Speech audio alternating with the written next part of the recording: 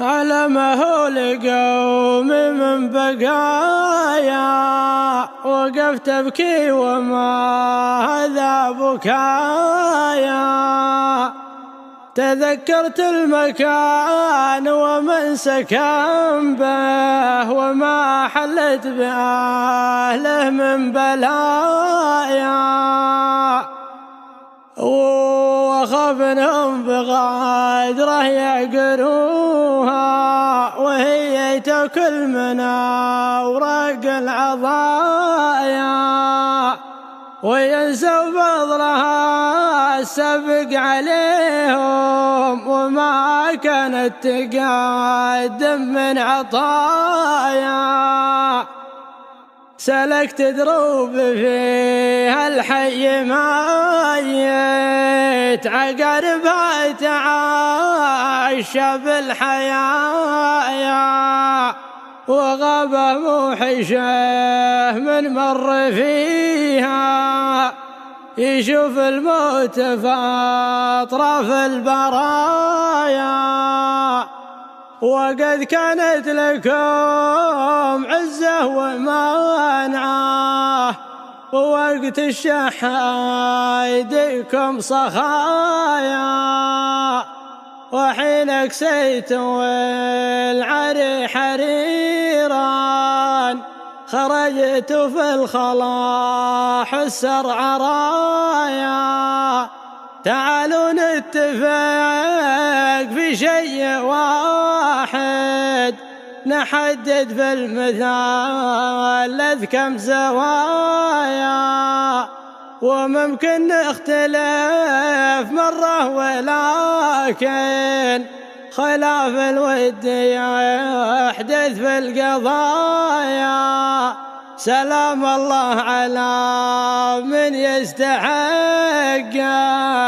مع طرب المودة والتحايا.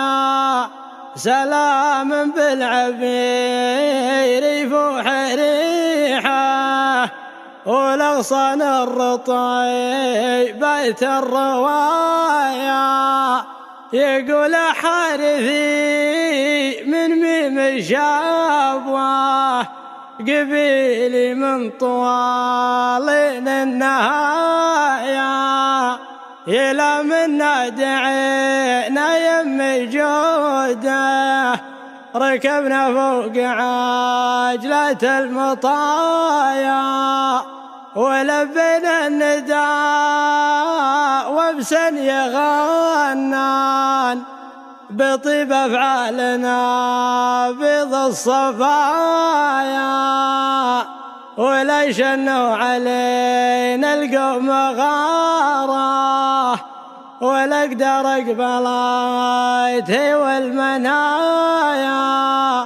نلاقيهم ونسعى في لقاهم، وندخل في الكتايب والسرايا. يقع يوم الوغى منا وفينا، ولا نحسب كما أعطينا ضحايا. لنا التاريخ في الصفحة مسجل، تفرقع من قنابلها الشظايا. وثرنا قبل يصحى الهند وانايا، وغاب من البزوة والثلايا. يكفينا شرف بين القبايل، بأنما للجازب العطايا. والعفو من كرام فينا وجوده، فلا جبنا الغنايم والسفايا. إذا عدت مكارم كل قوم، وجا وقت التفاخر بالمزايا. تجد قوم يحلون الصدارة، وكل له مقام ومستوايا. وما قلته قليل بحق ربعي، سلايل يا مخلن الغوايا، كلام المدح فيهم ليس إلا مجرد راي ولهم دهايا.